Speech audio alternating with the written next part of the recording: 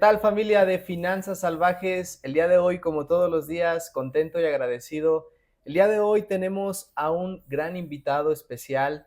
De hecho, tuvo la dicha de viajar acá a la ciudad de León, Guanajuato.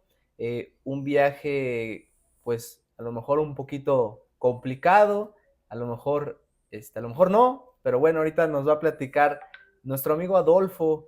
¿Qué tal le pareció el viaje? Y primeramente también agradecerles porque están acá de este lado escuchando esta entrevista, este podcast. Como saben, hablamos de crecimiento personal, crecimiento financiero.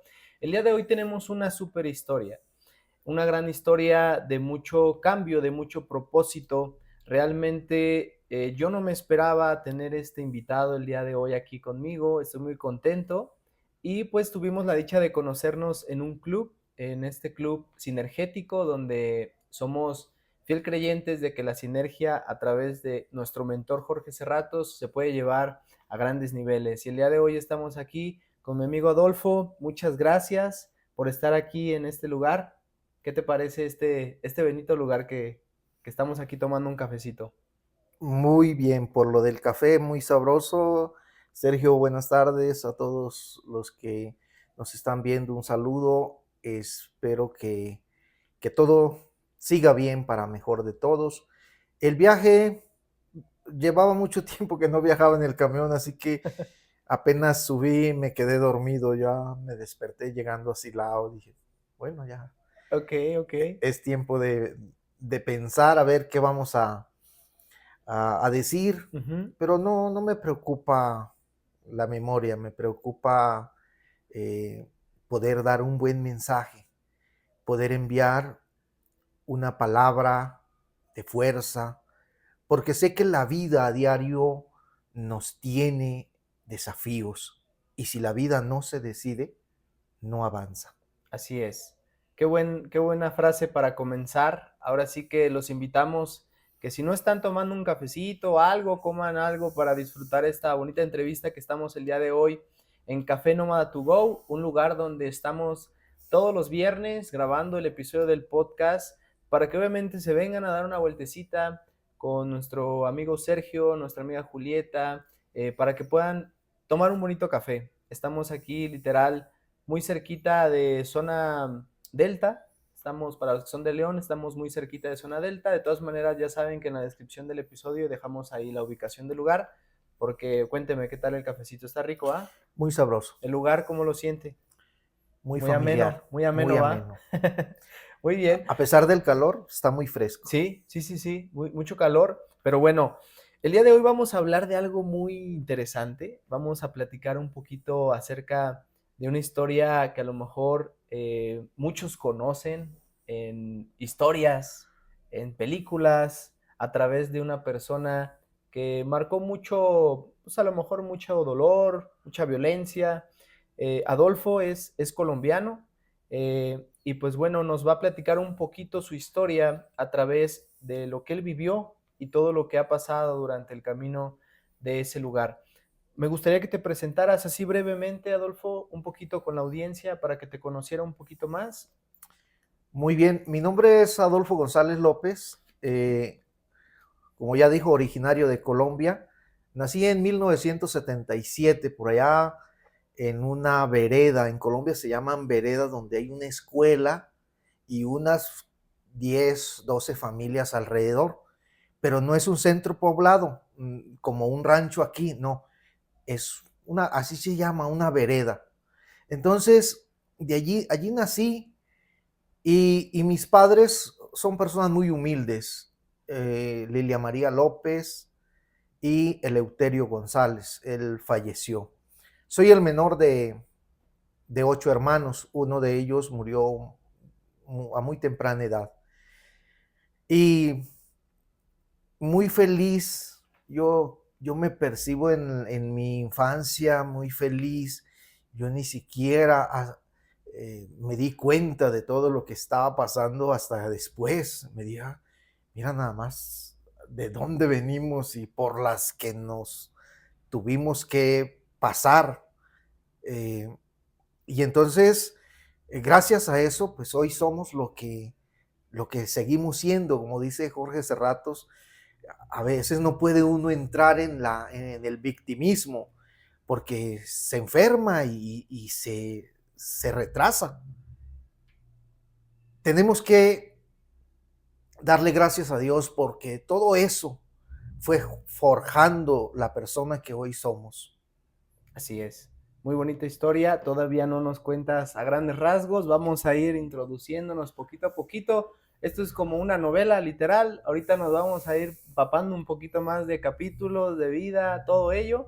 Y pues ahora sí que dense este espacio para anotar, porque el día de hoy vamos a aprender mucho con mi amigo Adolfo.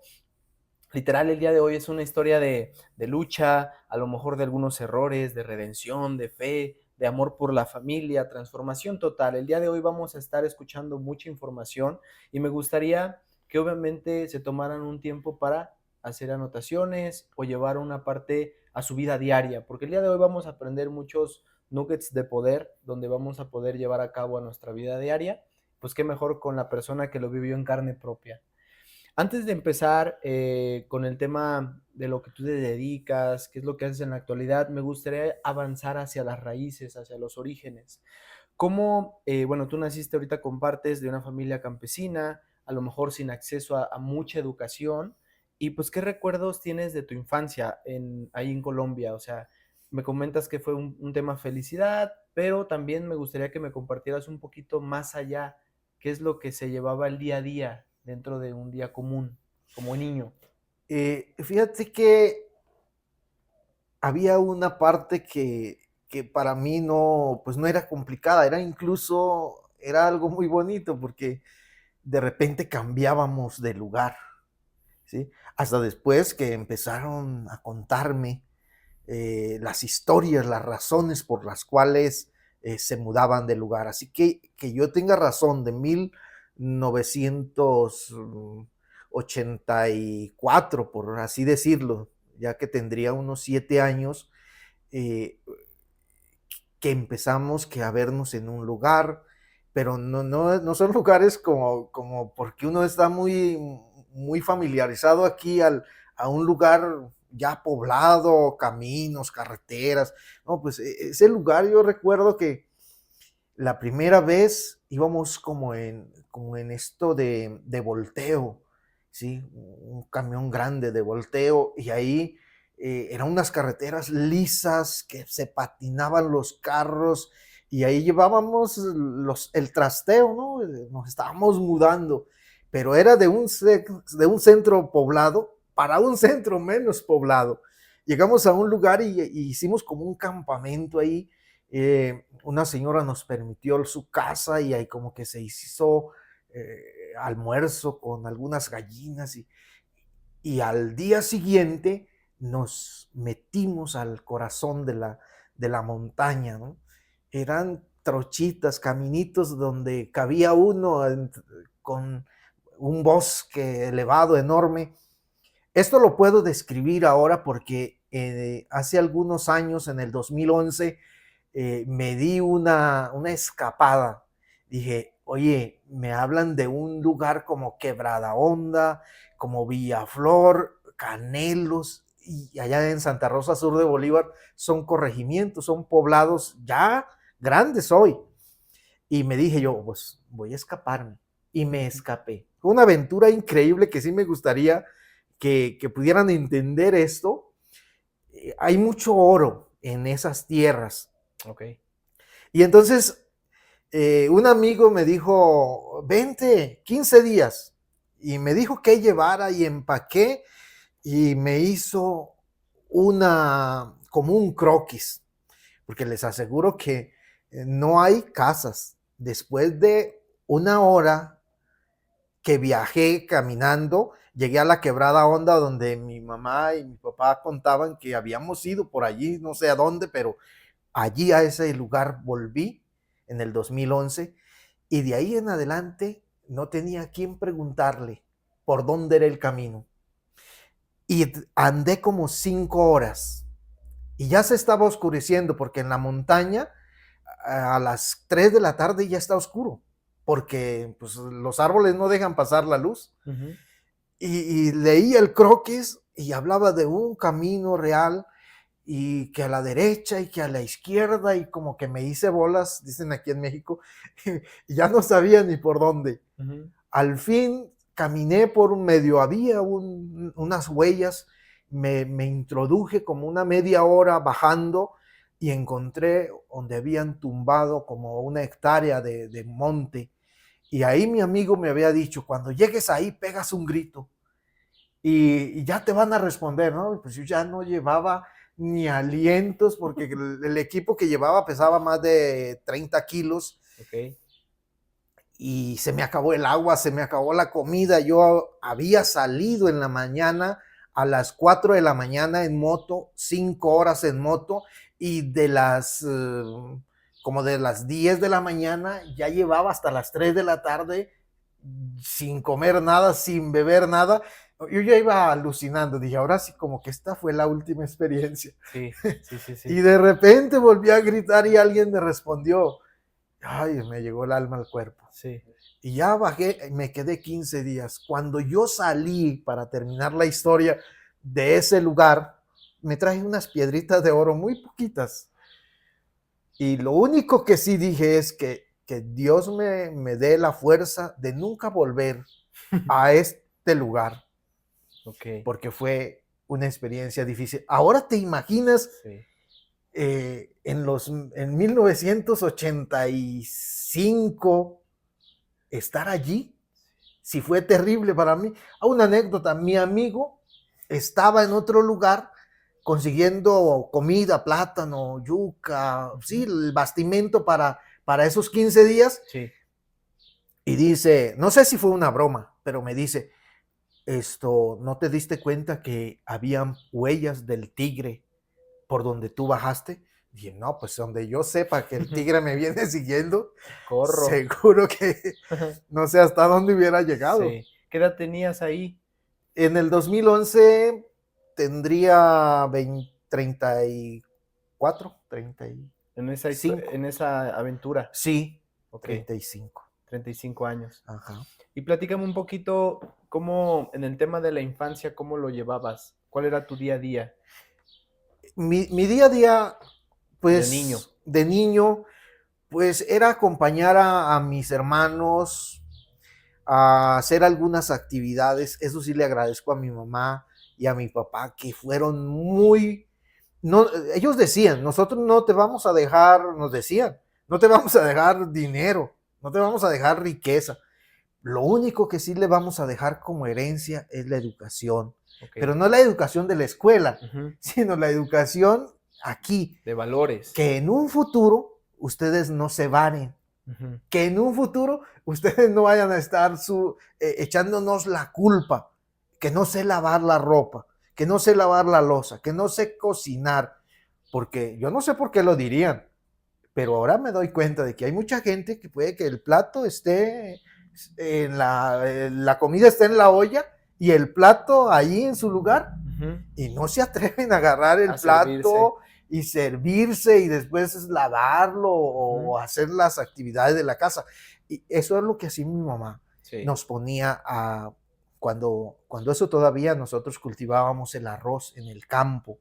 Y entonces el arroz lo traíamos ya para cocerlo, tocaba echarlo se llamaba pilón, una cosa así, que con fuego se le hacía como sí, algo profundo, Ujú. y ahí se echaba el arroz y se va como una mano, un bastón de palo, y ahí se le sacaba la cáscara al arroz, y entonces tocaba quitarle esa cáscara ventilando al aire y Ujú. luego escogiéndolo, Sí, sacándole claro. los que quedaban con cáscara. Ujú. Y entonces ese era nuestro trabajo, escoger el frijol, El arroz. barrer, trapear, escoger el arroz. Y yo no sé, mi mamá muy estratega porque cada semana, cada tiempo, nos daba un costal lleno de ropa y nos mandaba un caño. Había mucha agua, arroyos Sí. con mucha buena agua, y allí teníamos que ir a Ir lavar. a lavar. Y Sí. entonces o ir a traer la leche por allá donde un vecino que tenía ganado, pero tocaba ir unos 7 kilómetros Caminando. caminando, No tenían bestias. nada. Y había un arroyo que pasaba por ahí, yo pasaba por ahí y el agua era blanca. Y yo me tomaba la leche y le echaba agua. ¿Y qué tal sabía? No, pues la leche sabrosa.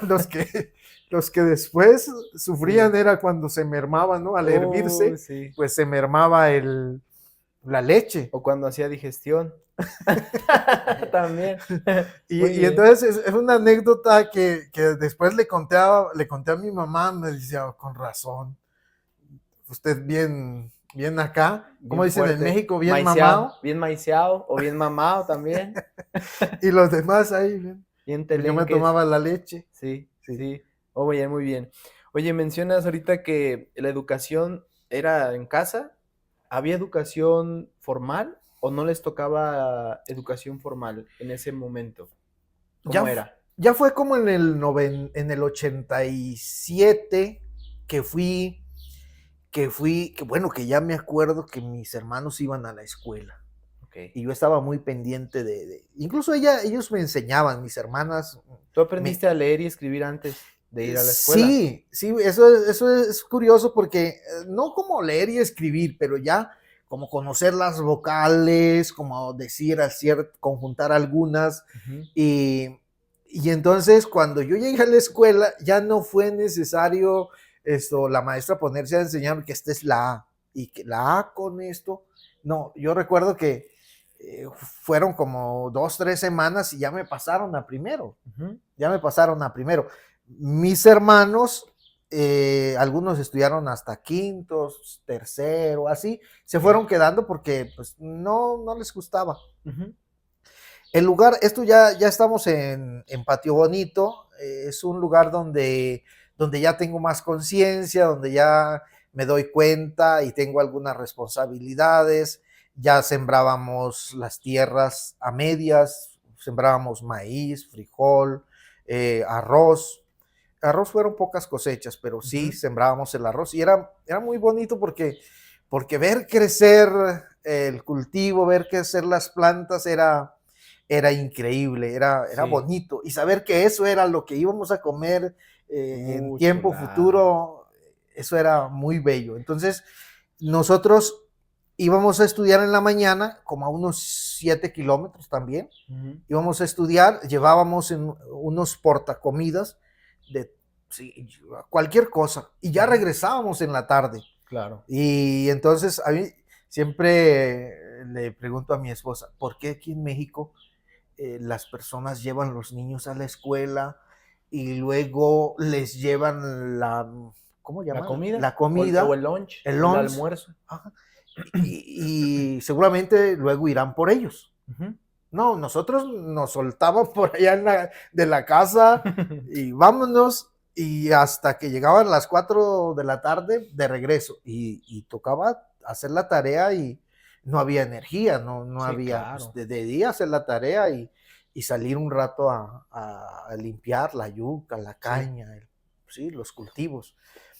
Entonces yo recuerdo que cuando fui a la escuela, estudié como un año y en ese año me pusieron a primero, el segundo año pasé a segundo y en eso tuvimos un accidente en la familia, mi papá tuvo un accidente fuerte y ya no pudimos seguir estudiando, pues yo soy el menor de todos, así que si ya no pude estudiar yo, pues menos los Menos los demás que demás. asumieron las responsabilidades de Había la que casa. generar más ingresos, más responsabilidades. Y fíjate que el trabajo de mi mamá, ella le ayudaba a algunas vecinas, en ese entonces era remendar la Okey. ropa Ujú. con aguja, no era máquina, era a mano, Sí. y a lavar. Pero después del accidente, mi papá tuvo que salir a los lugares, y aquí ya viene otro aspecto, que llamamos a los lugares donde habían muchos obreros para cocinar los alimentos. Okey. Es algo también curioso aquí. Aquí tú vas a trabajar y tú tienes que llevar tu lunch. Ujú. En Colombia en ese entonces, tú vas a trabajar, pero el patrón te da la comida, Okey. desayuno, almuerzo y cena, ¿sí? Y entonces, pues tenían que contratar una persona Que que cocinara. cocinara. Y si va a cocinar, no puede regresar a casa, porque tiene que a las 5 de la mañana levantarse a hacer, en Colombia se hacen arepas a cambio de tortillas, Sí. ¿sí? Y entonces la arepa es como gruesitas, como las gorditas. Ujú. Y pues son 20 obreros, hacer 20 arepas a mano. No hay que moler el maíz porque ese ya llega en kilos empacado, pero es una friega increíble. Entonces Claro. nosotros también nos fuimos con mi mamá a apoyarle en la mañana, apoyarla en la cocina, pues era algo que ella no hacía, pero que pues las circunstancias nos tocó Sí. vivir esa experiencia. Dicen que el que se adapta sobrevive, vive y persevera, ¿no? Sí. Y entonces, después de eso, mmm, empecé a ganar dinero y el dinero, Le llenó los ojitos. el dinero dicen que el dinero lo cambia a uno, ¿no? Yo creo que el dinero no lo cambia a uno. Uno tiene que cambiar para que el dinero sea amigable con uno, Así es. ¿sí? De lo contrario, pues Nunca va a estar. nunca va a estar. Ahí, Así es. pero eso lo he aprendido ahora, ¿no? Sí, sí. Con sinergéticos he aprendido, he escuchado podcasts, La he ido relación del dinero mejorando la relación con el con el dinero. dinero. Es una energía totalmente, ¿no? Sí, tanto así que, por ejemplo, mi papá y mi hermano mayor trabajaban no por dinero, trabajaban haciendo trueque. Le Ok. daban piloncillo, le daban sal, le daban comida a cambio de De la trabajo. semana de trabajo. Ujú. ¿Sí? Y el mundo cambió, El mundo cambió cambió. bastante. Muy grande, muy grande. Oye, Adolfo, y bueno, ahorita pues comentas el tema de algunas carencias, comentas un poquito de la historia que se lleva pues con tus hermanos, pero me gustaría saber si al día de hoy identificas ya con un mayor nivel de conciencia si esas carencias te afectaron durante todo el trayecto de tu vida. ¿Crees que sí sea el tema de la niñez muy importante el no tener tantas carencias o tú cómo lo percibes? Yo creo, Sergio, que la carencia es más si tú te das cuenta. Ok, Si tú la vives inconscientemente, te digo que yo hasta hace poco me empiezo a dar cuenta de que esas eran carencias y eso. Pero cuando yo llegué a los 14, 15 años, no, a mí me explotó la cabeza. Eh, Algunos confunden el término como malo, como la ambición, ¿no? ujú, ujú, Como, pero no, yo ok, era muy ambicioso. Apenas, incluso todavía se me sale, ¿no? Estoy sí, hablando contigo y termino tratando de negociar algo, sí, ¿sí? claro, Y entonces dicen, no, pues es como propio de los colombianos sí, de que del business. quieren vender siempre, quieren estar haciendo negocios Sí, y eso, es que pero es parte del ser humano. claro. Entonces, si es parte del ser humano, yo creo que por ejemplo, lo de Jorge Serratos Ujú, no le perjudicó claro, y unas carencias extremas, totalmente. porque yo tenía a mis padres Ujú, y yo tenía seguro la comida, ¿sí? Tal vez no el buffet, pero sí, sí siempre. Yo puedo decir aquí algo increíble. Mi papá era un excelente cazador y habían animales de caza en ese entonces, pues estamos hablando de los años 80. ujú, Eso quiere decir, y era un buen pescador. Así ok, que nosotros nos alimentamos bien. la verdad que sí, Pescado, sí, carne, pero no carne vacunada, carne, ahora sí, con sí, hormonas, hormonas. Era una carne macra, ujú, carne buena, sí, ¿sí? Y entonces, las carencias, yo creo que nos afectan más cuando somos conscientes, cuando las vivimos ok, en este momento que nos crea una impotencia ujú, porque no sabemos cómo resolverlas. ok. Es más, eso es lo que creo yo. Sí, Sí. yo siento que sí, ¿eh? Porque, por ejemplo, yo en lo particular, cuando cambié de relaciones, por ejemplo, yo antes me juntaba con personas a lo mejor que en adicciones, en cuestiones de relajo y todo eso. Cambio de amigos, el tema de negocios, finanzas, todo ello es otro mundo, Claro. pero yo no me había dado cuenta que existía ese mundo hasta que me tuve que mover.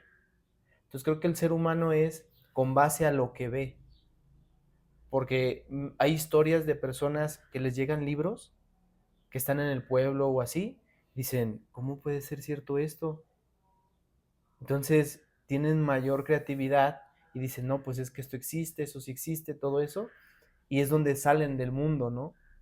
Pero si no tenemos algo, por ejemplo, antes que no existía la televisión, pues no podías ver noticias, no podías ver nada. Tú no sabías qué era lo que pasaba después. Tú estabas en una cápsula o en una burbuja, por así decirlo, y era normal para ti. Sí, yo te puedo decir que yo vi televisión, recuerdo mis primeras imágenes de televisión fue como en los 90, como en el 87, y a ver si no me equivoco, cuando Estados Unidos invadió a la guerra de Vietnam. Ok. Y, y veíamos las lucecitas y escuchaba comentarios de la gente, "Ay, qué pobre gente", pero yo no sabía qué era eso. Pero estos días que estuve haciendo memoria de toda de esta historia, digo, mira, esas eran las noticias y las imágenes de esa invasión. Y parecía la noche de 24 de diciembre, las luces y todo. Y esas imágenes sí las tengo Grabadas. presentes. Y las primeras imágenes pues de Tony Jerry, de la Pantera Rosa, Sí, en blanco y negro, sí. pero viajábamos hasta 8 horas para llegar o más de 8 horas para bajar al municipio, y donde unos primos había televisión, y ahí nosotros veíamos en ese entonces las caricaturas esas. Wow. Ok. Y, y esos son los primeros recuerdos Sí, sí, sí, de, sí. de esas experiencias. Ok. Tengo una pregunta ya para pasar a otra sección dentro de del podcast. Eh, como Margarita Pasos, hay otras personas que hablan sobre el tema que pasó en Colombia con Pablo Escobar, todo el tema de la violencia que se vivió, y hay muchos colombianos que no les gusta platicar de esto. Hace ratito, platicando un poquito antes del podcast, me platicas que para ti es algo, pues que a lo mejor no hay tanta sensibilidad, y me gustaría que compartieras. Hoy viste esa parte como una invasión a tu vida, a tu infancia, a lo mejor ya estabas un poco más grande, pero literal llegó la guerrilla y te pusieron a trabajar y ahora eras como un narcotraficante sin que te dieras cuenta tú. Sí, fíjate que siempre, cuando salí del país por primera vez, siempre fue eso, no me había dado cuenta. Estando en Colombia, pues nada, no siente uno eso. Pero saliendo del país, uno se da cuenta de que hay una pregunta. Bueno, ¿y tú cultivabas coca? Y ya, pues yo le suelto mi historia así como me lo preguntan. ¿Sí? Digo, no, sí, mira, pero hubo una razón. Hoy me doy cuenta de esa razón. Nosotros, como decíamos, cultivábamos el frijol, el maíz, las cosas, pero llegó un momento en que todos esos productos se llevaban al municipio más cercano, al hombro de las mulas, hasta un lugar que se llamaba bodega. Hasta ahí llegaba el camión, hasta ahí había carretera, pero no eran carreteras pavimentadas, eran caminitos hechos a pico y pala, y apenas pasaba el carro Sí. ahí como se podía. Y entonces la gente de ahí llevaba al pueblo, al municipio, y allí se vendían los productos. Pero sucedió que el gobierno trajo productos a más bajo precio, no sé qué ventajas o desventajas, desconozco. Hoy puedo comprender eso, pero en ese entonces solo tuve la impresión Ujú. de ver campesinos que llevaron el producto hasta la bodega, que digo que llegaban los carros a tomar las cargas y llevarlo. Eran sacos de 65 kilos cada uno.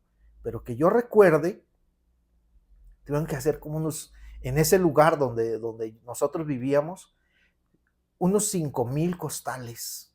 Estaba repleto el lugar.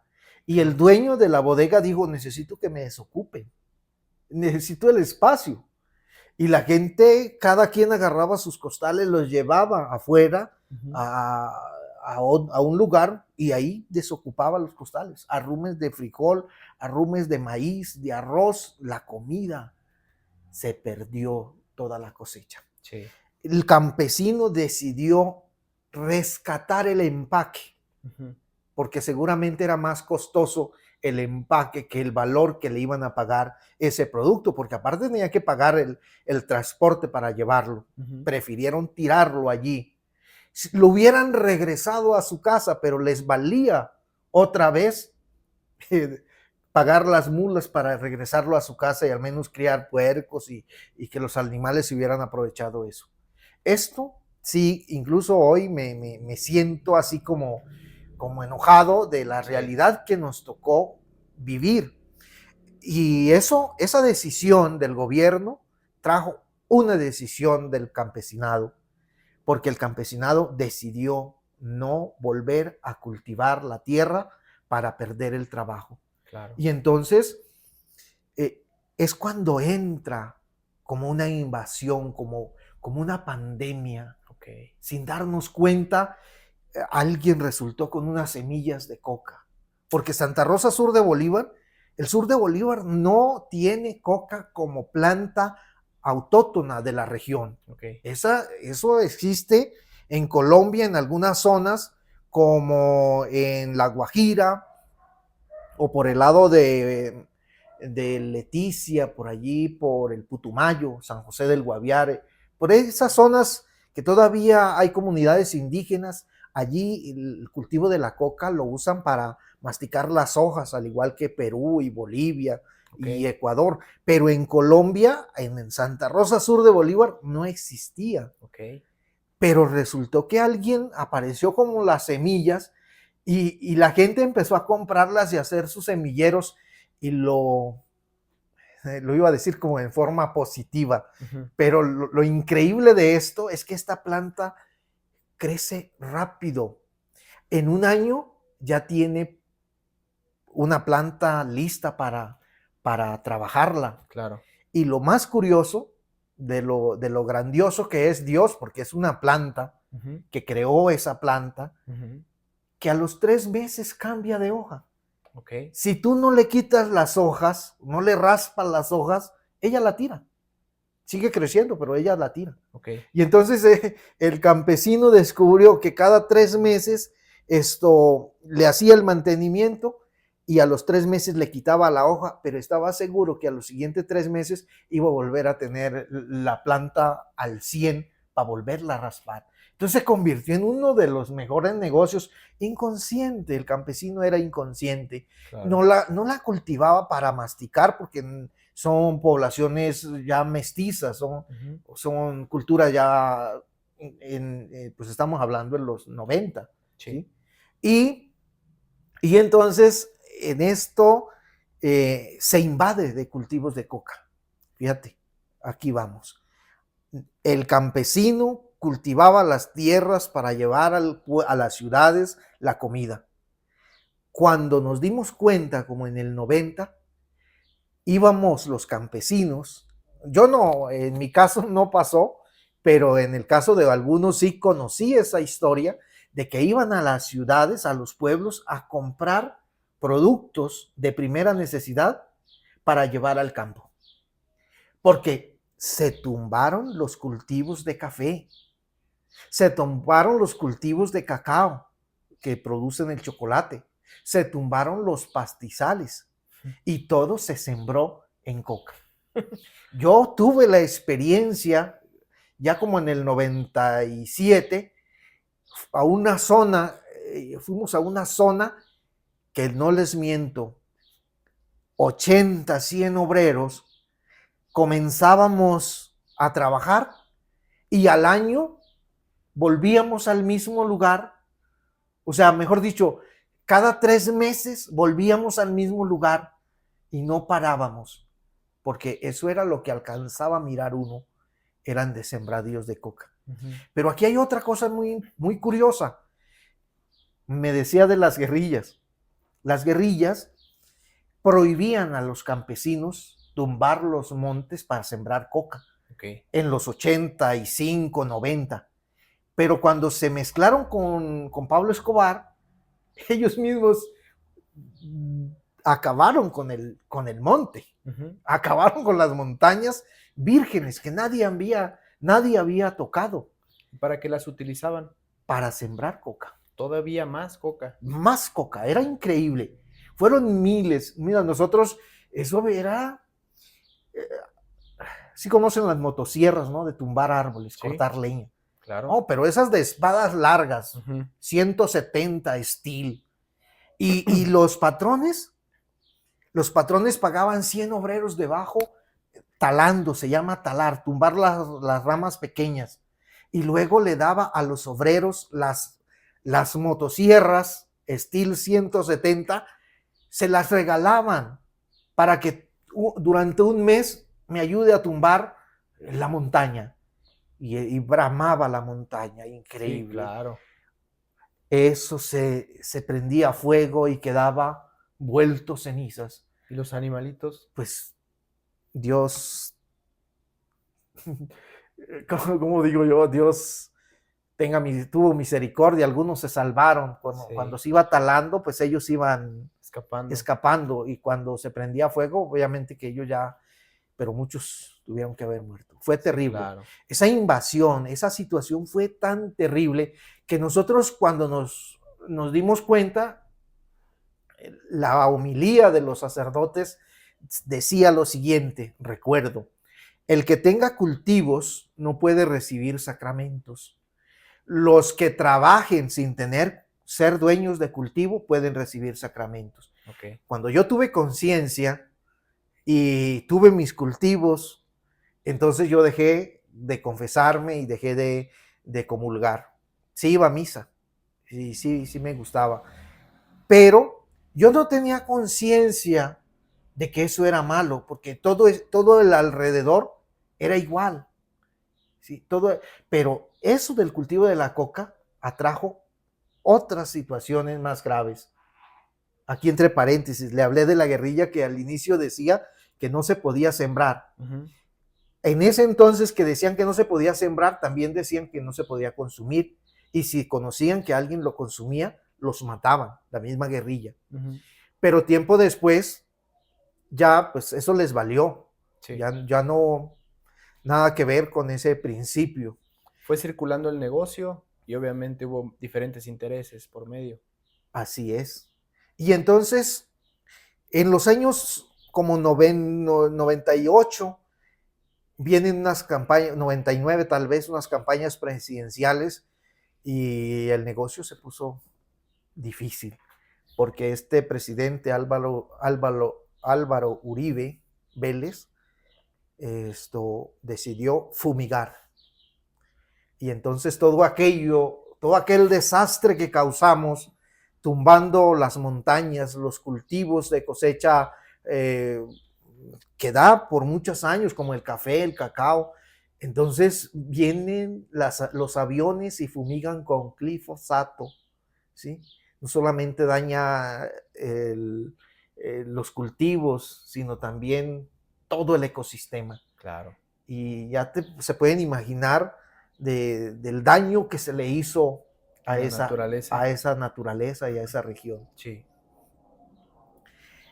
Y entonces fue ahí cuando algunos tomamos la decisión de dejar eso, de renunciar a eso. Y otros, a pesar de que se fumigaron, no sé ahorita las estadísticas, porque desde entonces no me interesa esos temas. Claro. ¿Sí? Y no lo tomo como algo malo. Sé que fue malo para quien lo consumió.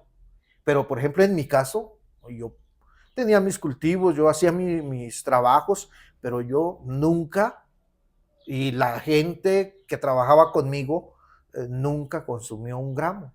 Nunca pues ni pensar, Sí, claro. porque vivimos en el campo. Ujú, O sea, no veíamos televisión, no teníamos nuestra distracción era el trabajo, ujú, ¿sí? Y, y entonces, esa decisión, puntualizo, que el gobierno tuvo, que no tuvo que haber pasado solamente en mi país, sino que habrá pasado en muchos lugares del mundo. Cada vez que un gobierno introduce productos de primera necesidad a su país, ujú. afecta la producción propia de ese país. Así es. Y esa decisión llevó a otra que en escala se disparó, porque fue la coca, luego vino la guerrilla y luego vino los paramilitares. Y en este momento espero y confío que Colombia esté mejorando, porque hace muchos años que no voy a Colombia. Sí.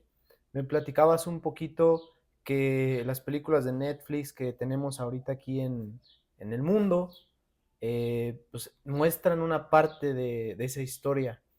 ¿Realmente así se vivió o cómo es realmente la historia de Colombia? Y fíjate que qué bueno que me lo preguntas, porque siempre enfatizo en eso. Nosotros en Colombia no nos gusta ver esas series, porque sería como revivir la historia. Y puntualizo, le decía hace un rato, la ficción no supera la realidad. Nosotros, porque cualquiera dice, no, es que Netflix tiene que meterle ficción para que pegue la historia. No, no, no. Fue más terrible, fue más cruel para los que tuvimos que vivir esa realidad. Por eso no nos gusta, en el sentido de, me decías de que a algunas personas no les gusta hablar de eso, Ujú, porque es que se quiere tratar como héroe al bandido. claro, Y eso no es correcto. sí. Necesitamos, obviamente, la violencia, el mal hace más ruido Ujú, que el amor, sí, que la paz, así es. que el bien. Sí, Pero necesitamos exponer al mundo la verdad, el bien, la belleza, el éxito, la ujú, felicidad. claro. Y no me parece correcto que yo me ponga a ver una serie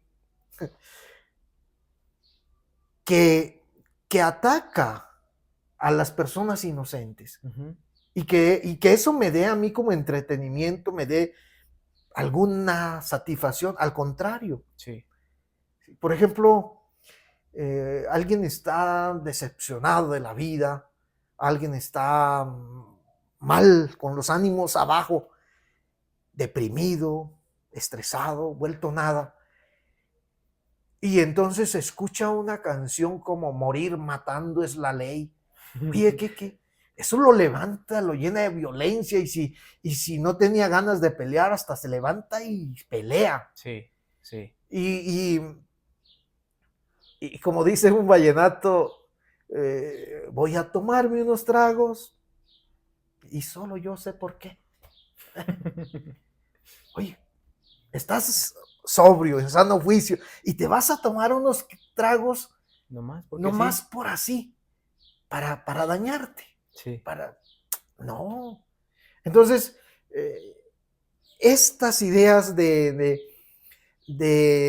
de meter estas series, yo sé que es un dineral que se maneja, es una Claro. industria, y, pero sí me gustaría, yo no soy nadie, yo soy aquí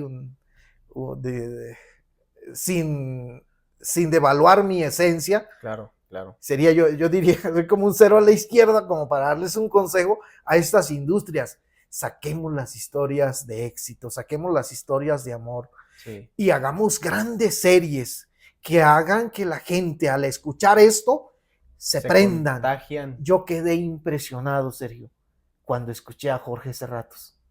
Yo quedé impresionado. Yo dije, este es. Yo lo reconocí, dije, este es. Esta es una persona que va a hacer un bien increíble y espero en Dios que Dios lo cuide, lo proteja y que no se vaya a creer que es Él, Sí, sino que es Dios el que lo ha tomado y así está es. haciendo increíbles cosas. Claro. Y eso es lo que se tendría que hacer Con todas las personas. con toda la humanidad. Así es, sí. Oye, me gustaría platicar, aparte de esa parte, me contabas que dejaste de decir groserías, todo lo que viviste en ese entonces, me decías que fue un giro completamente porque veías a los colombianos que consumían la coca y tú los veías hechos pedazos. Y tú dijiste, de aquí soy, yo ya no vuelvo más. Y antes de que me compartas eso, ¿qué te parece para que quede en tensión esta pregunta? Nos vamos a una pausa.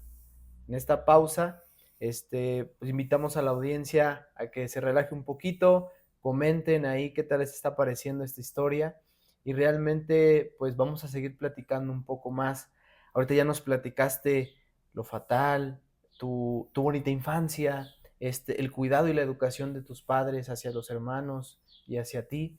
Entonces, me gustaría pasar ahora al siguiente momento. Ahora sí que dejamos a la audiencia en shock, en pausa, y nos vamos para una pausa. ¿Qué te parece? Ok, muy bien.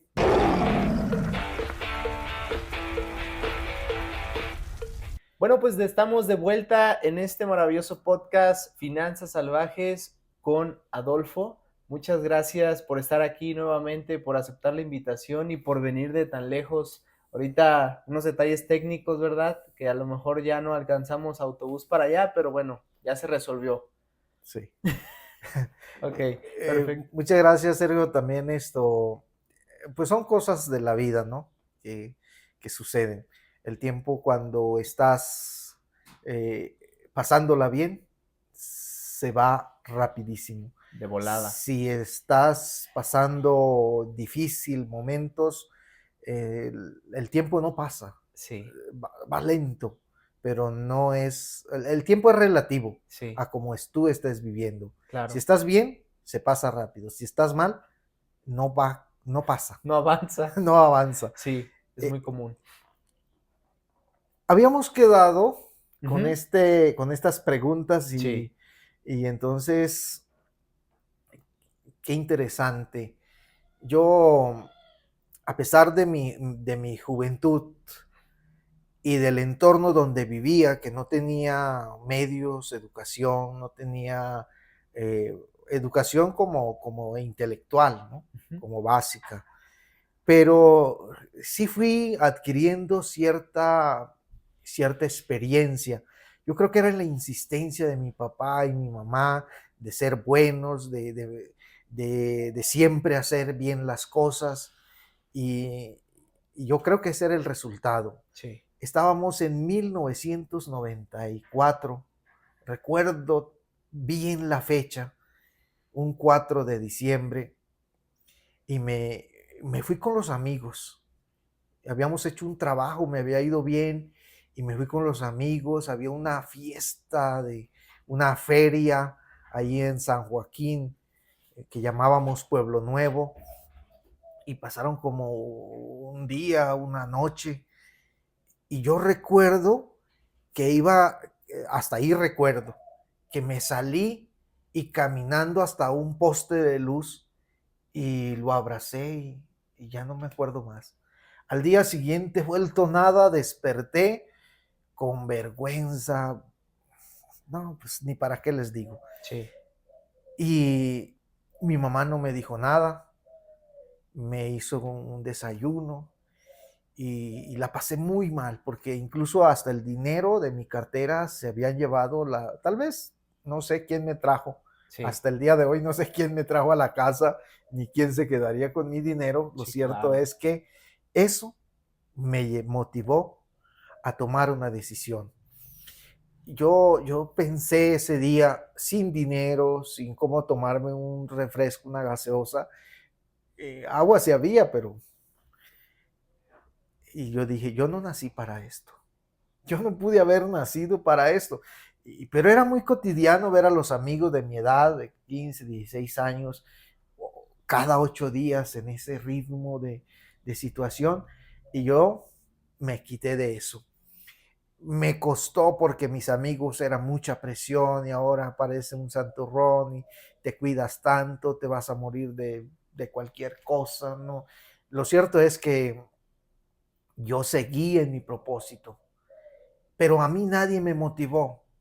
Y cuando a mí me dijeron, por ejemplo, aquí en México, que cada vez hay personas que tienen el problema del alcoholismo y van cada 6 meses, cada año y hacen un juramento con el sacerdote, y yo no entendía eso. Y decía, bueno, pues, según yo, bastó con darme cuenta de esa realidad que no me iba a llevar a ningún término bueno y de voluntad, sin que nadie me promoviera, a mí nadie, mi mamá no me echó en cara que por qué me había emborrachado, nadie me dijo nada, y yo hice ese propósito y lo he mantenido hasta hoy. Hoy ya sé el secreto para que las personas no se emborrachen, y iba a ser lo iba a decir, pero mejor lo dejamos en reserva, Ok, ¿verdad? ok. No, pues aquí es libre expresión si lo quieres comentar. Fíjate que la cerveza dice cuánto alcohol contiene, Ujú. y eso está diseñado para que la gente no se emborrache. Ok. Porque esa cantidad que tiene la cerveza o la cantidad que tiene la copa, que recibe la copa para tomar el trago, cuando ya es whisky o el que sea, es la medida para que no te emborraches, pero solo debes tomarte uno por hora. ¿Y qué hacen las personas? Se toman 3, 4 cervezas, 3, 4, 5 tragos, pues ya invadió la resistencia del cuerpo. Pero yo lo digo por experiencia porque cuando yo puedo compartir con mis amigos una tarde, medianoche, y en ese tramo me tomo 5 cervezas. 5 horas, 5 cervezas. Ujú. Y estoy compartiendo, pero no me emborracho. Sí. Entonces, por eso les digo, no es un invento científico, es que funciona. Ok. Pero si he visto que alguien se toma 3, 4, 5 cervezas en En 2 horas, media en hora. 1 hora, Ajá. pues la siguiente hora está borracho. El típico que dicen los papás, es que no saben tomar. Así, literal. Si supieras tomar, no te emborracharías. Sí, pues es que el fin no es que, o sea, la idea es que compartas con los amigos, te tomes un trago, pases agradable, pero que el trago no te tome, o Ujú. sea, que no te invada, que no te Así es, neutralice, que tú neutralices el trago. así Eso es. sin hacer promoción a que la gente tome, ¿no? Sí, claro, Obviamente, obviamente. dejando así claro. Muy bien, Entonces, después de esta pausa muy bien. comercial, eh, esto Cambiaste me cambió la vida, tu vida, me cambió la vida. tu propósito de vida también. Tenía gente que me perseguía porque yo dejé de gastarles tal vez, Ujú. aunque le confieso que fue mi primera y última borrachera, así que Órale. no, nada, ¿Solamente consumió alcohol o consumió alguna otra sustancia? no, nada más alcohol. En 1996 tenía un vocabulario increíble. Yo creo que Folclórico. yo me ganaría el primer premio del inventor de refranes groseros, Albur, como aquí en albur, México. sí, de doble sentido, y quién sabe de dónde me vino eso me empezó a molestar, ya entiendo, creo que me empecé a enamorar y me empezó a molestar que se refirieran de las mujeres de esa forma. Ok. Y entonces empieza un problema yo tendría unos 14, 16, 17 años en medio de gente, era común, yo comencé entre los 10 años en medio de 20, 30 obreros que pues hablaban albures y groseros, y obviamente que dice el dicho que el que anda con lobos a aullar aprende, ¿no? Así es. Y entonces ya me doy cuenta de que a los 17 pues ya no eran ellos, sino era yo el que era el maestro de De las los albures y groserías. los refranes y las groserías. Y entonces empiezo a discutir con los amigos, no te refieras así de las mujeres. ¿Tienes hijas? ¿Tienes hermanas? ¿Tienes mamá? No me cabía en la cabeza, Sí. pero yo era uno de ellos. Y entonces tomé la decisión de dejar de decir malas palabras. A cambio, no, les cuento, hasta dormido, después de que tomé esa decisión, hasta dormido decía malas palabras, como el inconsciente, Así ya, es. ya no tenía la puerta abierta para expresarse. Aprovechaba, En el sueño me engañaba y soltaba salía groserías. Fíjate qué curioso, ¿eh? Yo hablo sí, mucho en la noche. así. De hecho, yo doy clases dormido. Mi esposa me dice cada vez que duermo, oye, hoy diste clases de natación. Oye, hoy diste clases de básquetbol. Estuvo buena la clase. Y le digo, ¿cómo? ¿Cuál clase? Dormido hablando. Entonces, usted decía groserías. Hasta dormido. Y eso me costó más porque ahorita ya me he relajado un poco e incluso he negociado algunos términos, porque al comienzo sí era Claro. muy estricto, no Sí, decía claro. nada. Ahorita Siempre nos vamos como al extremo. El ser humano sí, acostumbra a hacer eso, ¿no?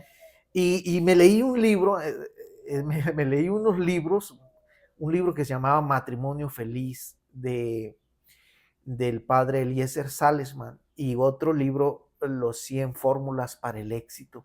Y eso me ayudó a mejorar mi vocabulario y yo me entusiasmé mucho de ese estilo de vida. Incluso yo me he sentido orgulloso de que hasta el momento haya podido mantener mi promesa desde 1994 de no emborracharme. Eso me enorgullece, porque veo la lucha Sí, de la gente cada 6 meses. Cuando era taxista me sí. encontré un muchacho que me pagó una carrera Ujú, para que lo llevara a un lugar X.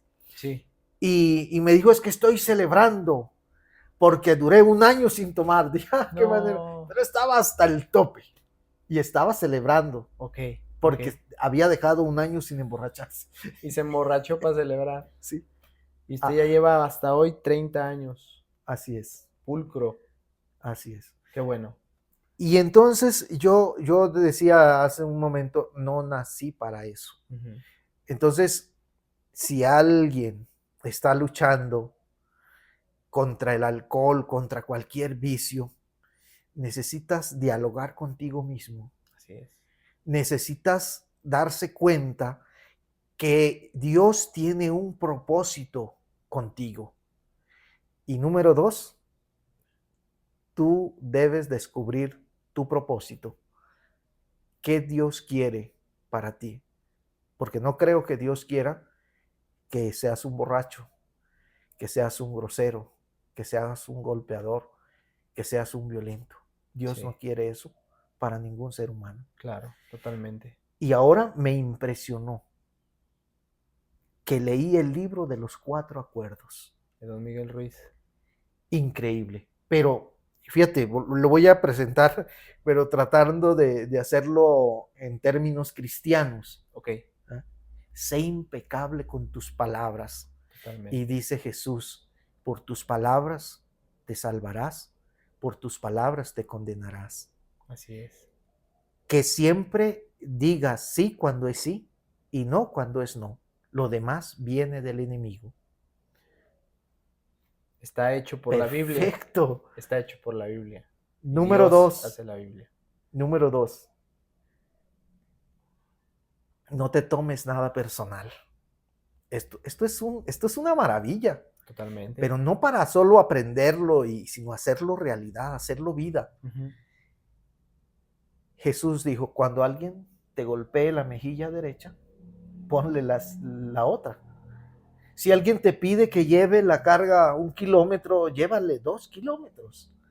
Si alguien te pide la camisa, darle también el abrigo. sí, No te tomes nada personal.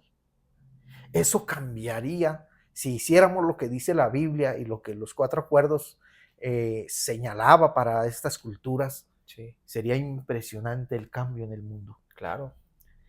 Número 3, no haga, no Suposiciones. supongas Así de es. nada ni de nadie.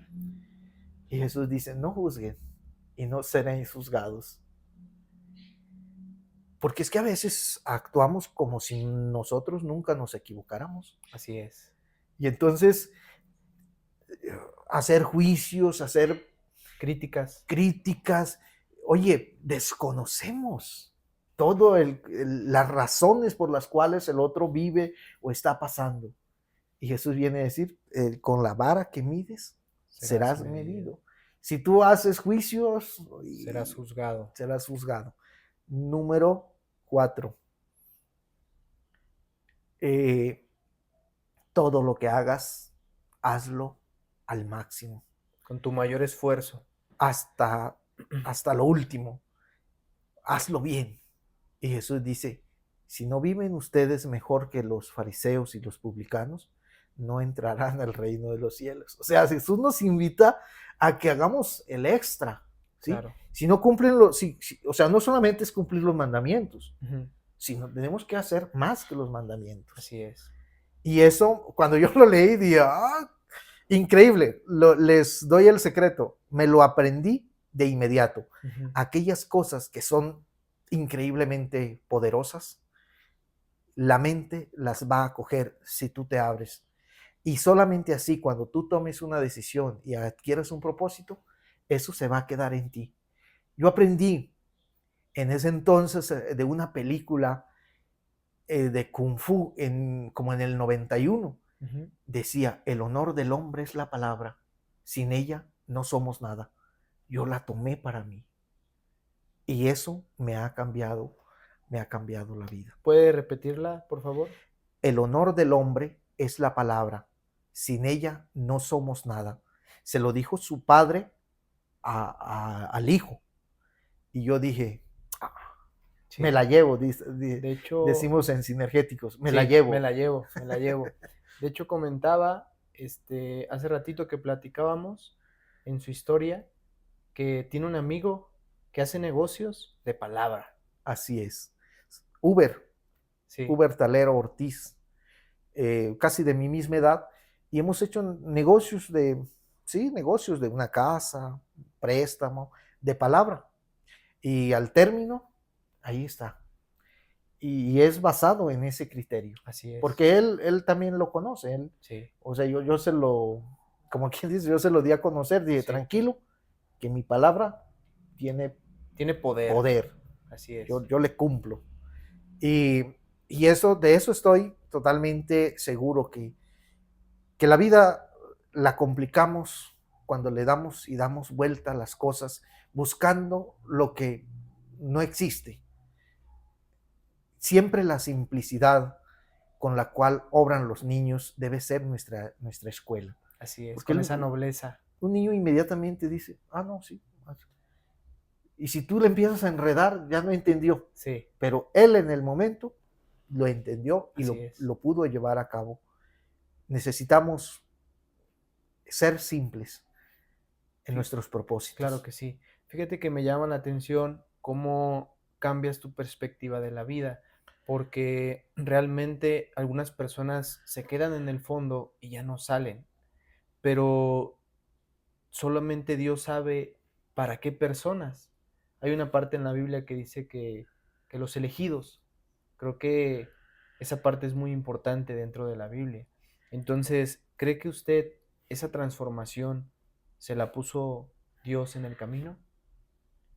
Sí, yo escuché, fíjate, yo estaba muy chiquito, un muchacho de unos 10 años tal vez, estaba hablando mi mamá con un primo y yo estaba sobre una piedra y ellos no me veían. Y mi primo ya era un adulto y dice a mi mamá, este muchacho es diferente a los demás. Y a mí me quedó grabado eso. Yo no le tomé importancia, pero siempre yo decía, ¿en qué? Si yo hago y vivo igual que todos. Pero yo creo que comenzó cuando yo empecé a tomar decisiones. Porque en 1999 recuerdo que les decía que se había puesto difícil el trabajo de la coca y tomé la decisión de acabar con eso. Bueno, no yo, el avión vino y fumigó y se acabó eso. ¿Por algo pasó? Sí, y se perdió todo, pero había una frase de mi mamá que me llamaba la atención: lo que se construye sobre roca permanece firme. Y yo entendí, en ese momento yo entendí que yo estaba construyendo, cuando se perdió todo, el trabajo, algún carro, alguna casa, para pagar, entregar, devolver. Entonces yo entendí que no había construido bien. Así es. Y entonces esa decisión me ayudó, dije, voy a cortar aquí. Y, y de esa manera fue como yo empecé un proceso en el 2001. Me reclutaron para el ejército, pero yo no me presenté. Al momento, eso sí es como una señal de Dios, yo nunca iba a orar al Santísimo. Y mi mamá me dijo, lo veo preocupado, vamos a la iglesia. Y me explicó, porque en el Es un campo, ritual, ¿sí? nosotros nunca habíamos visto el Sí, Santísimo. claro. Pero ya en Santa Rosa, en el municipio, ahí sí, y Sí. ya vivíamos ahí en ese municipio, y mi mamá me llevó, mire, y me dijo, aquí está Jesús. Yo creo que es una de las catequesis que mi mamá me dio, increíblemente poderosísimas. Y entonces me dijo, háblale a él te escucha, él es el que dirige la vida de los humanos. Ahí debes pedirle. Y yo me quedé de rodillas. Y en esos días, no sé de dónde apareció un folleto que hacía una invitación vocacional a dar un año de servicio a la iglesia, voluntario. Y yo dije, no, de aquí soy, me la llevo. Sin saber mucho, alisté, invité a un primo y nos fuimos a esa experiencia. Era 2001, en julio, un 4 de julio llegamos y comenzó una transformación. Pero yo quedé impresionado de ver los jóvenes que estaban en la drogadicción, en el alcoholismo, metidos en los vicios, destruidos. Y, y me cayó el 20, dije, híjole, drogas. Yo también, yo sembraba, yo cultivaba, yo producía, pero yo no sabía que eso pasaba en las ciudades. Sí, claro. Sí, yo no sabía. Sí, como lo dijiste, estabas en la inconsciencia haciendo esa labor. Ajá, porque todos lo hacían, era Todos de lo lo hacían. único que se vivía. Así es. Y entonces empecé un proceso orgánico, muy estructurado, confesarme por etapas, pero por escrito. Mi niñez, esas errores, desobediencias pequeñas, confesarlas, adolescencia, ya de adulto, ya esta etapa de trabajar con la coca, y, y así por mucho tiempo. Mi vida se fue mejorando cuando me visitó la Colombia, un sacerdote de México, visitó a Colombia y nos hizo la invitación de si queríamos entrar al seminario, y entonces yo le dije, no, sí me interesa, porque yo quería devolverle a la sociedad, ¿sí? Algo del daño que le pude haber causado. Claro. Hablábamos de que tumbábamos mucho bosque y eso fue un daño ecológico, al medio ambiente, también a las personas. Eso fue terrible, el daño que se hizo. Y entonces, aunque era inconsciente cuando lo hice, ahora que era consciente al conocer el desenlace de ese daño, entonces fue cuando yo dije, no solamente voy a dar un año, voy a renovar.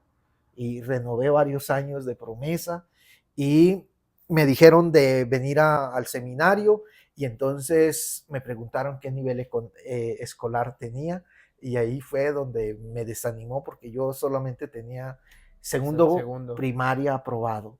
Y me mandaron de vacaciones a mi casa, a mi pueblo, y hablé con mi padrino que había sido mi maestro, y él le comenté, me dijo, no hay problema, ven el lunes.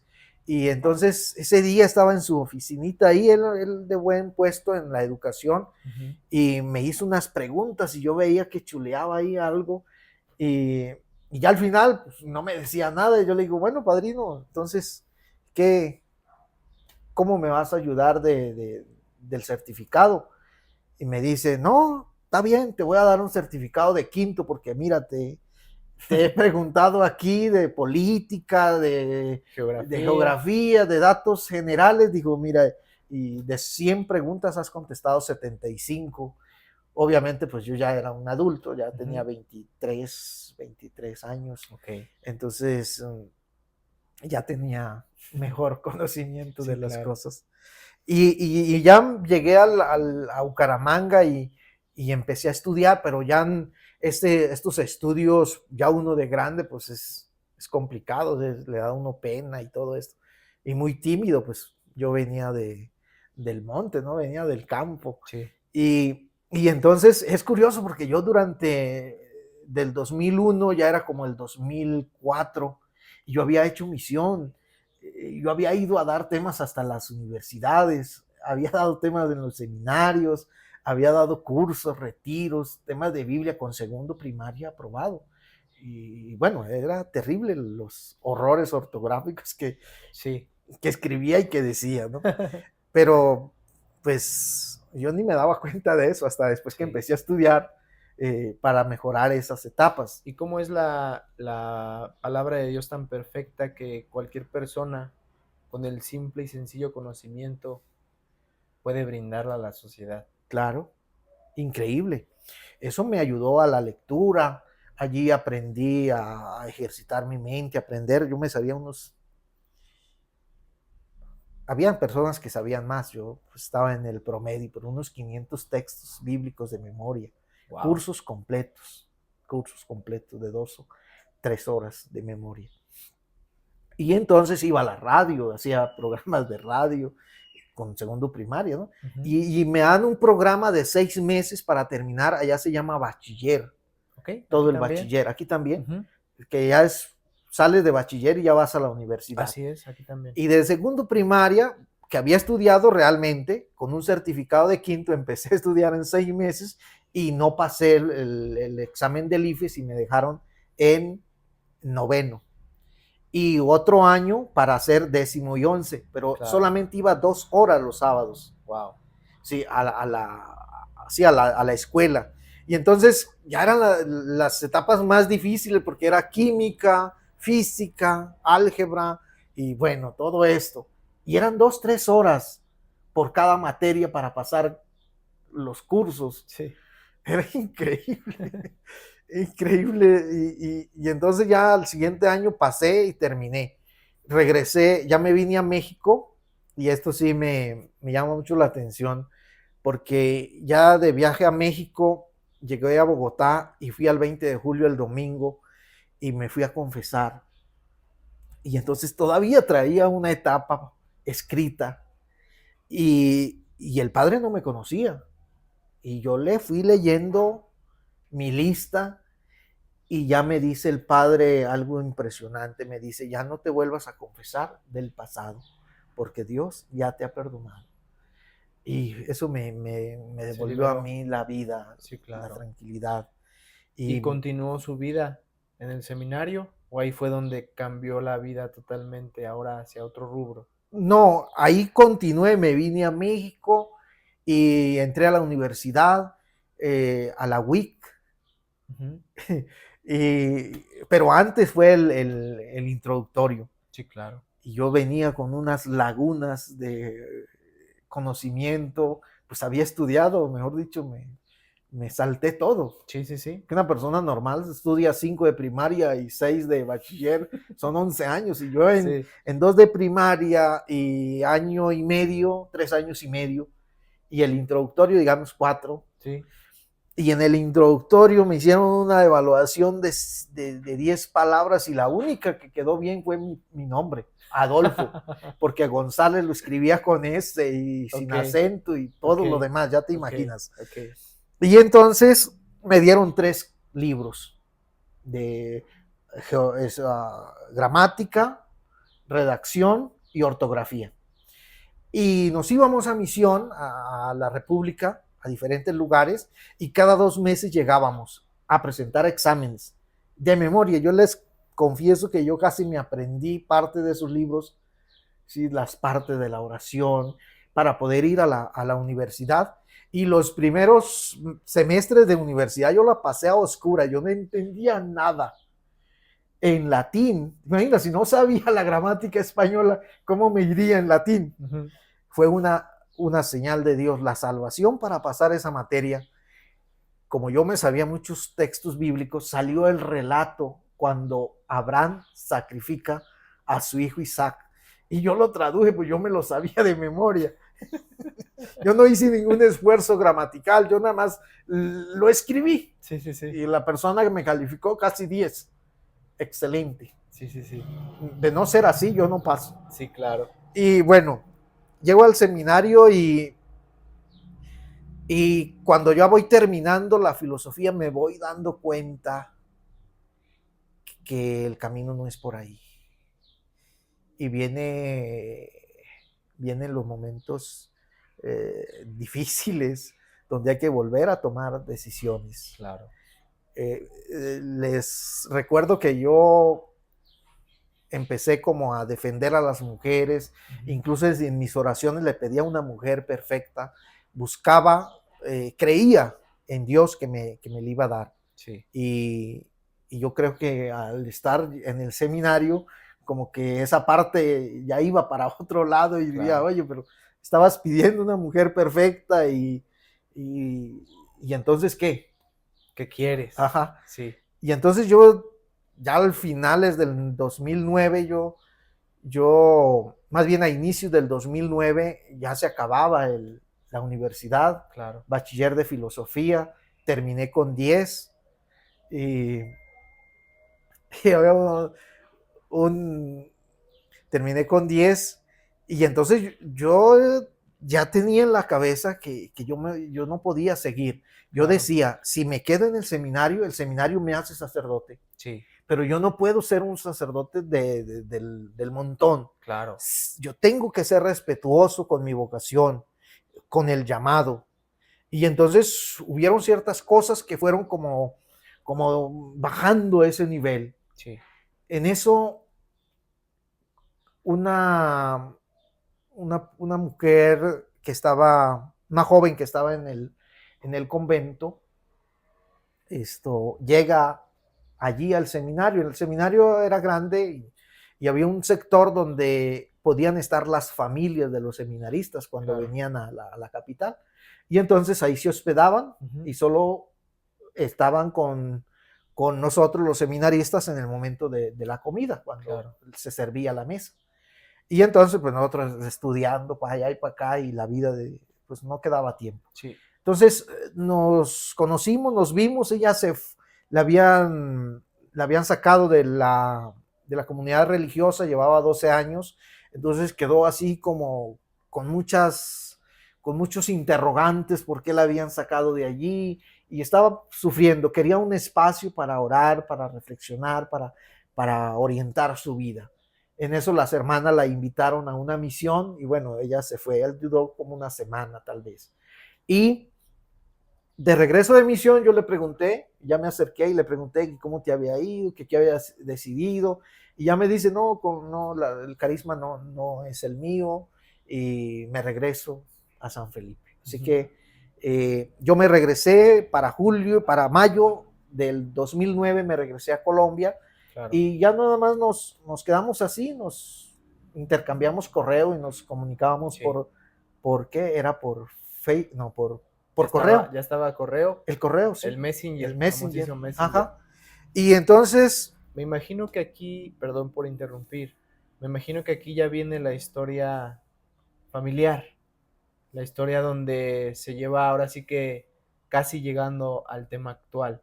Me gustaría que aquí, antes de comenzar a esa parte tan bonita y también de historia, hiciéramos una pausa para que también quede en suspenso, otra vez, en suspenso. Creo que se viene algo muy interesante para la comunidad. Espero que le estén pasando muy bien. Yo la estoy pasando genial. Creo que es una plática muy nutritiva. Gracias, Adolfo, por darnos tanta historia, tantos recuerdos, la confianza que nos das para compartir tu historia. ¿Quieres comentar algo antes de llegar a la pausa? Pues agradecerte porque por este medio, en el fondo yo siempre he sentido que como ese deseo de evangelizar, porque me quedó impregnado ese llamado de la predicación, y no necesariamente tiene uno que ser sacerdote o religioso para predicar el evangelio. Claro, Incluso es un llamado propio en el bautizo así de es, ser sacerdote, profeta así es, y rey. sí. Y De hecho, así lo entonces, dice en el bautismo. sí, Te lo digo porque hace 6 meses, no, 5 meses, bauticé a mi hijo y tal cual te lo dice en el bautismo, eso que comentas. y se nos olvida. Se nos olvida, se Y nos entonces, olvida. ahora me siento motivado, me siento bien al saber que allá hay personas que este mensaje les puede ayudar a tomar una decisión, Claro, a mejorar el rumbo, a sí, cuadrar algunas cosas. Pues gracias, Sergio, sí, por invitarme. un Y placer. increíble, la estoy pasando increíble. Muy bien, pues vamos a hacer una pausa y pues prepárense porque viene el cierre final. No se lo esperan.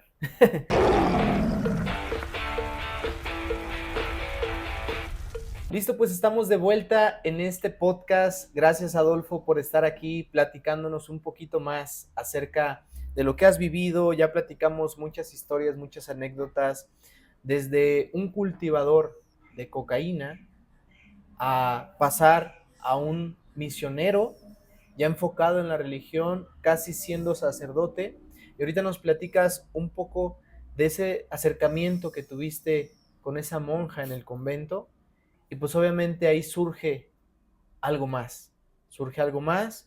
Me gustaría que nos platicaras también para no alargar mucho el tema, podemos ser un poquito más centrado, porque tienes una historia ahí detrás de ello, ya ahorita en la actualidad, que me gustaría que también lo compartieras, porque conozco a muchas personas que viven este tipo de situaciones y me gustaría que nos compartieras cómo lo vives tú. Platícame, ¿cómo se lleva esa relación? Y entonces nos quedamos comunicando por el internet, por el Messenger. Ujú. Y, y yo me voy a Colombia, pero me encuentro con otra realidad. Mi papá y mi mamá vivían ya en Bucaramanga y no tenían casa, y entonces me dirigí al seminario, les dije que me dieran chance un año para poder ver lo de ellos, ¿no? Su casa. Me lo negaron y entonces yo tomé la decisión porque yo hice esta conclusión. Dios me llama y yo no le voy a decir no a ser misionero, solamente le vamos a hacer una pausa a esto y voy a atender lo que es un mandamiento: honra a tu padre y a tu madre. Y entonces eso me dio la fuerza para retirarme, aquello que venía ya cultivando de retirarme, pero estaba confuso. Eso me llevó a que esa decisión se tomara y me sentí bien ayudando a mis padres. En un año, completamente en un año, logré conseguirles una casa propia para ellos. Y y yo me fui al Perú a hacer unas misiones con un amigo y tenía la intención de venir a México, pero como pedían visa en ese momento, no se pudo. Y entonces yo aprendí esto de esa lección de no poder venir a México. Yo aprendí que hay cosas en la vida que uno puede hacer y las hace, y hay que hacerlas. De lo contrario queda en deuda. Y hay cosas en la vida que uno no puede hacer. ¿Para qué luchar? ¿Para qué gastar energía en las cosas que no se puede hacer? Y Jesús nos da esa enseñanza. Caminando Jesús con dos de sus discípulos, la mamá se acerca y le dice: que uno de mis hijos se siente a la derecha cuando estés en tu reino y el otro a la izquierda. Y dice Jesús: es que eso no me corresponde a mí, eso le corresponde al Padre. Entonces, a Jesús, siendo Dios, habían cosas que él no podía decidir, pero habían cosas que sí podía decidir. Se encontró con Zaqueo y lo cambió. Se encontró con Mateo y lo convirtió en un apóstol. Y así sucesivamente, San Pablo, y sigue haciendo esa transformación y conversión en todo ser humano. Lo que él puede hacer, lo hace. Y yo te invito a que lo que tú puedas hacer, hazlo. Y lo que no puedas hacer, no lo hagas. Déjalo en las manos de Dios. Y yo lo descubrí porque yo quería venir a México con la visa, pero no tenía visa y no la pude. Pero cuando iba de regreso de Perú a Colombia, en las noticias escuché, como en el Ecuador, que los gobiernos de Colombia, Brasil, Chile, Perú y México habían llegado a un acuerdo y quitaron la visa. Y entonces Aleluya. continué mi viaje, hice un apartamentito ahí en Colombia con otro resto de dinero que me quedaban debiendo y dije, ahora sí me voy para México. Y entonces, gracias a eso, aprendí esa lección de Claro, vida, claro. ¿sí? Que hay cosas que uno puede hacer, hay que hacerlas. Y las que no, déjala en la mano de Dios, que el tiempo dará la razón. Y así pasó. Me vine al Perú otra vez y del Perú me vine a México porque ya habíamos entablado más que una amistad, ya éramos novios virtuales. Claro, como se acostumbra en la actualidad. Ahora sí que ustedes lo inauguraron. Ustedes son los fundadores de la relación virtual. Y entonces, pues era complicado los cumpleaños, los momentos así, pero eso también tiene otra cosa fuerte. Y yo no tenía intenciones de casarme, ni por acá se pensaba en mi cabeza, menos la gente iba a saber que yo iba a casarme. Claro. Lo cierto es que yo me vine a México, entablamos una relación con ella, formalmente un noviazgo, llegué en mayo, se me vencía el pasaporte para a los 6 meses, tuve que ir al Perú de regreso, había unos pendientes y cuando llego ya tomo la decisión, me voy a casar, pero incluso eh, ahora digo yo, me sorprendió esa decisión. Totalmente. Es una ¿Sí? decisión muy complicada y las personas que a lo mejor no se animan a casarse, pues literal sí tienen que pensarlo muy bien, porque es una decisión muy, muy, muy concreta. Pero yo creo que era fruto también de la oración de mi juventud, Claro, que quería una mujer perfecta, una así buena es, mujer. para ti. Exacto. Y gracias a Dios Se nos ha dio la ido oportunidad. muy bien. Me platicabas, bueno, obviamente se hace la creación del amor, tienen un hijo. ¿Me puedes recordar el nombre? Bueno, si quieras compartir el nombre de tu hijo. Sí, nos casamos en el 2014, en febrero, fue un viernes, eh, y entonces no había quien nos casara porque yo no podía tener todos los papeles en regla. Y entonces yo le prometí a un padre amigo donde yo daba retiros para parejas, daba cursos de Biblia, mientras llevábamos el noviazgo, la relación con mi esposa, ella estudiaba en la universidad, terminaba psicología, y entonces yo daba los talleres en las parroquias y el padre nos casó y Ujú. algunos documentos ya después los emparejamos y, y fue increíble, nos embarazamos y nació Jairo y también nació una historia Claro, que totalmente. nos cambió la vida. Platícanos un poquito, a lo mejor es un tema que a lo mejor no conoce la mayoría, porque realmente no se conoce. De hecho, es un tema que ya se han empezado a hacer congresos, pero bueno, él nació con autismo, pero no se habían dado cuenta ustedes. Normalmente los niños, hay dos maneras de explicar esto. Uno por genética, y tal vez por ahí les haya más la razón. Si hay un padre con autismo, pero en nivel 1, Asperger, Ujú. sus hijos van a salir autistas Claro, en niveles mayores. sí.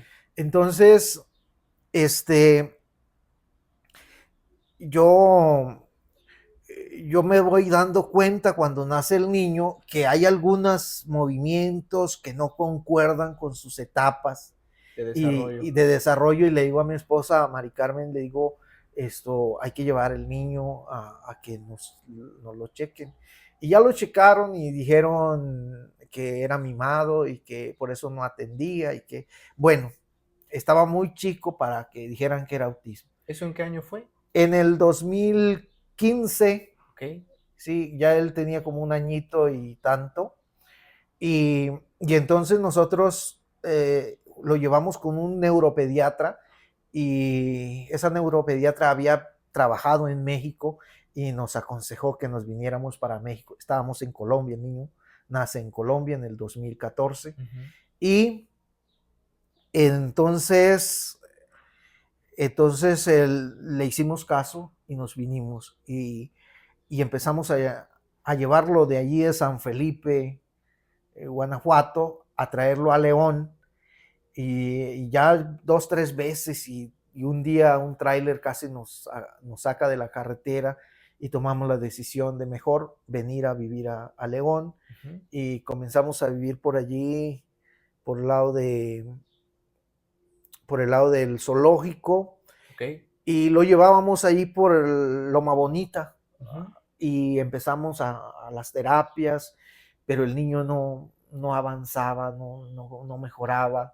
Luego lo llevamos a Clima, nos pasó algo terrible en Clima, que es que el niño lo diagnosticaron muy temprano y el método que le aplicaron de terapia no era para él. Y entonces lo forzaron, lo frustraron. Yo lo encontré varios días muy lastimado, llorando, sentado por muchas horas. Un niño que tiene hiperactividad, que no se queda sentado a la fuerza sentado. Sí. Es increíble. Eso duele mucho. Yo creo que aquí quiero decir esto. Uno es por genética de padres autistas y otro es por alguna cuestión de inflamación de su organismo, su cerebro, pero esto es incentivado, es una teoría, no sé qué tan cierto sea, por vacunas. Y yo creo que podría ser más, porque el niño no estaba tan mal. Después de una vacuna que se le aplicó, el niño perdió lo poquito que balbuceaba, se fue, se perdió. Y entonces los niños no tienen autismo, los niños son autistas, porque tener es una adquisición, como yo tengo dinero y yo gasto dinero, ¿no? Así es. El que es autista no puede dejar de serlo. Claro. Y entonces para eso no hay hay un problema que para ellos no se ha desarrollado medicamentos. Claro. A ellos les dan medicamentos ansiolíticos que son para personas esquizofrénicas, adultas, incluso los mismos envases dicen no apto para niños y aún así se les suministra esto. Y es un dolor terrible darle medicamentos a un niño y ver que no le ayuda, que no mejora. Y entonces nos pasó algo en Clima que muy, muy doloroso, porque todo el mundo sabía que mi hijo Jairo ya no debía de venir a la escuela. Sin embargo, venía a la escuela porque debíamos algunas colegiaturas retrasadas. Cuando pagamos, ya nos dijeron, ya no traiga más al niño, ya no lo recibimos. Wow. Algunas personas nos aconsejaron que denunciáramos, que eso y lo otro, sí. Pero nosotros tenemos suficiente situaciones con lo del niño como para poder oponernos a perder el tiempo en estas cosas. Mejor buscar una solución. Exacto. Y así pasamos a que lo llevamos a otra escuela, el niño no mejoró, y ya como venía frustrado y sometido, la pasaba llorando, ya tomé la decisión, me lo llevo y ya no lo dejé allí. Y nos fuimos a Torreón porque nos hablaron de una escuela buena y allí le dieron un diagnóstico que era autismo de 3er grado. Claro. Él no habla, él es un bebé en desarrollo como de 3 añitos, él tiene pañal y él hay que darle comida en la boca. Él requiere de nuestro apoyo, de nuestra ayuda. Y entonces allí nos encuentra la pandemia y habíamos pagado incluso como un año de colegiatura, se cerró y empezamos yo hice un análisis en Torreón, yo manejaba taxi, mi esposa cuidaba del niño las 24/7 y yo dije, si yo me quedo aquí y el niño se enferma mi esposa, ¿cómo le hago para trabajar, atenderla a ella y atender al niño? Claro. Y aquí está el valor de la familia. Hablamos con el suegro nos dice, vénganse, y nos tomamos la palabra. Pero yo estaba Qué pagando bueno. un taxi, era mío el taxi, lo estaba Sí, pagando, y esa fue una señal. Si logro yo venderlo, recuperar algo, pagar algo, a ver cómo. Y eso fue como en febrero, y para dar la fecha de mayo, el carro lo acomodamos, incluso lo vendimos más de lo que habíamos ya pagado por sí, él. claro. Y esa fue la señal. Nos vinimos y empezamos aquí en San Felipe, en la casa de los suegros. Fue una experiencia terrible, difícil, porque en la pandemia ganaba 1,500 pesos de las 6 de la mañana a las 7 de la noche que llegaba, y mi esposa pues, trabaja ahí en casa con los suegros, Ujú. y fue difícil, Sí, claro. muy difícil, nomás sobrevivíamos. Pero entonces fue allí cuando decidimos llevarlo al CRIP, porque el niño seguía mal, muy mal, y fue cuando conocimos un producto que nos cambió la vida. Y Ujú. también encontramos un camino para empezar a cambiar la mentalidad. El tomamos la decisión de quitarle todos los medicamentos. Y yo no aconsejo que hagan eso, Sí, claro. porque para eso están los especialistas, pero fue desde mi experiencia y no me equivoqué. Fue una decisión que marcó un antes y un después. 15 días después el niño se me volvió a accidentar, porque por eso tomé la decisión de de quitarle. Pues no tenía sentido de darle un producto que lo alteraba más. Se lo quité y se reguló, se desintoxicó, y luego el niño volvió a su hiperactividad, a sus reacciones propias de autismo, Así es. y entonces tuve que tomar otra decisión. ¿Y ahora qué le voy a dar? Pero en Torreón, el neuropediatra nos dio a conocer una marca de CBD, ¿sí? Y entonces empezamos a buscarla en San Felipe, Ujú. y encontramos que un amigo de mi cuñado conocía al profe, y lo llamé y le dije, ¿tienes CBD? Dijo, sí. Eran como las 11 de la noche. Llevábamos días que el niño no dormía, eran las 5 de la mañana y él se quedaba dormido a las 5 de la mañana, y toda la Wow. noche pues cuidándolo. Sí, Y entonces ese día ya no podíamos, ya no éramos capaces nosotros de otra noche más. sí. Y dice el profe, dice, si quieres se lo llevo. Y nos lo trajo y le dimos como 5 gotitas y se quedó dormido. Incluso ahora se nos despierta a la 1 o a las 3, Ujú. y tenemos el goterito ahí, su lingual, y Sí, le ponemos y se vuelve a quedar dormido. Así que nuestra vida se transformó. sí, Pero la epilepsia era uno de los aspectos más sí, difíciles claro. que estábamos controlando últimamente cuando le quitamos los medicamentos. Él tenía como un espasmo de epilepsia, pero solo le daba antecitos de dormirse. Y cuando empezamos a darle este medicamento, Ujú. se alteró, le daba despierto, comiendo, acostado, parado, donde fuera, Sí, pero muchas, muchas veces. claro. Y el CBD le ha controlado, ya le da, si le daba 80 veces, le dan unas 8, 10 veces, Sí, pero aún así sigue habiendo un problema, que es que eh, se nos cae, se nos lastima, y nos duele mucho esa experiencia. Y claro. ahorita pues le estamos llevando la dieta de gluten para Ujú. evitar, y estamos en esa búsqueda Claro, de ver cómo le controlamos esa parte de la epilepsia. claro. Ya lo del autismo, él ya camina, ya no corre, ya Sí, no se estrella, ya no se estresa sí, igual, está natural, está vivito, sí, porque antes estaba ido, sí, claro. perdido, y pues lo Cambió, querías, cambió cambió. muchísimo, Qué para bueno, bien. Adolfo. Y muchas gracias por compartirlo. No sé, pierdan, porque vamos a traer a una persona especialista en autismo en un podcast. De igual manera te invito a que lo veas, porque te va a ayudar también a lo mejor a trascender un poquito más el desarrollo de tu hijo. Yo sé que va a ir por buen camino.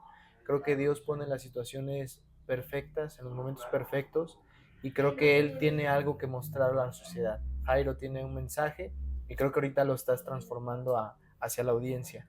Entonces, ya para cerrar, Adolfo, me gustaría que compartieras un poquito de mensaje, ya para cerrar, despedirte, a qué te dedicas, cómo puedes ayudar a las personas, a lo que tú estás haciendo en la actualidad, y pues despedirnos de la audiencia. Muy bien, Sergio, muchas gracias. Nosotros, cuando nos dieron a conocer el producto del CBD, después nos ofrecieron redes de mercadeo y pues nosotros no sabíamos nada de eso. Teníamos la intención de mejorar nuestra economía y de mejorar nuestros conocimientos y empezó la aventura del multinivel, red de mercadeo y con muchas dudas, la gente no cree, la gente tiene ciertas dudas de estos Creencias limitantes. creencias limitantes que empezamos a romper ahora sí que al 100 Sí. y nuestra vida cambió increíblemente y mi marca personal la empiezo a desarrollar y es la suplementación. Claro. No somos lo que comemos, somos lo que absorbemos. Y sobre todo, Sergio, los alimentos que consumimos ya no tienen las propiedades que científicamente se cree que tienen. Claro. Ahora tienen pesticidas, hasta el agua, contaminantes, químicos. Y entonces eso, en vez de ayudar a tu cuerpo, lo daña. Claro. ¿Sí?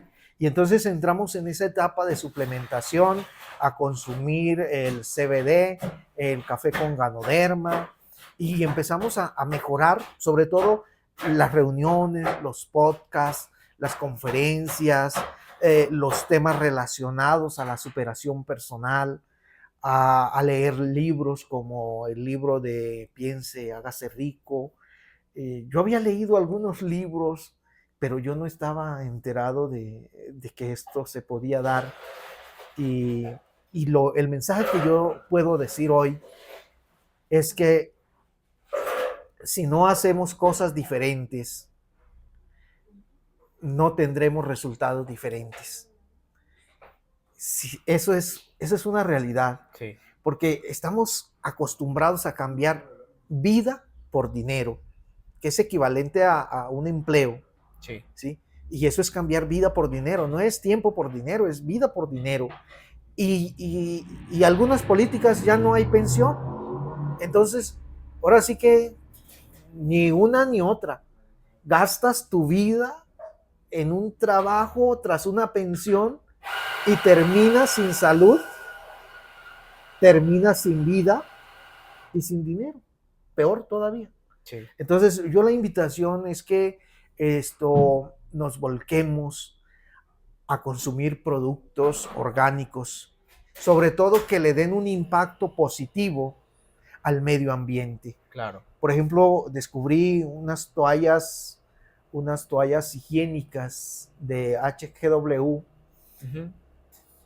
que traen un producto, turmalina, y ayuda a controlar los miomas, a controlar el periodo menstrual, ayudan a regularlo y ayudan a prevenir el cáncer. O sea, es increíble. Sí, es increíble. Y el impacto al medio ambiente es que las toallas comunes duran 500, 600 años para descomponerse en el medio. Sí. Y estas 6 meses. A los 6 meses se desintegra. Órale. Entonces, si hacemos una matemática, es increíble la contaminación que hemos hecho al mundo en todos estos años y la mejora y el impacto si empezáramos a consumir productos naturales, orgánicos que mejoren. Que mejoren el medio ambiente y que sobre todo mejoren tu salud. Cuando yo empecé a tomar café con Ganoderma, el CBD, enzimas reparatorias, hasta el genio me cambió. Claro. Traía un genio, Que pues, ni te cuento. increíble, pero empezó a cambiarme. Y ahora me siento así enojado y con coraje, voy y me tomo un café y me relax. Sí, Me tomo unas gotitas de CBD y me controla, sí, me siento tranquilo claro. y puedo expresarme con más seguridad, puedo expresarme con más conciencia, porque Sí, luego uno en el enojo se dice sí, cosas que desborda la emoción totalmente. así es. Entonces, invitarlos, invitarlos de manera cordial a que le hagamos un bien al planeta donde vivimos. Claro, No solamente pensemos por el mundo que le vamos a dejar a los hijos, sino más bien pensemos los hijos que le vamos a dejar al mundo, así es. porque ellos son los que tienen que continuar mejorando las condiciones del medio ambiente. Claro que sí. Esta es Muchas, nuestra casa. muchas gracias, Adolfo. Gracias por compartir todo lo que nos dices. Espero que les haya gustado este episodio. Yo estoy encantadísimo con este episodio de este podcast. Muchas gracias. Y pues nos vemos en un próximo episodio. Muchas gracias. Gracias, gracias.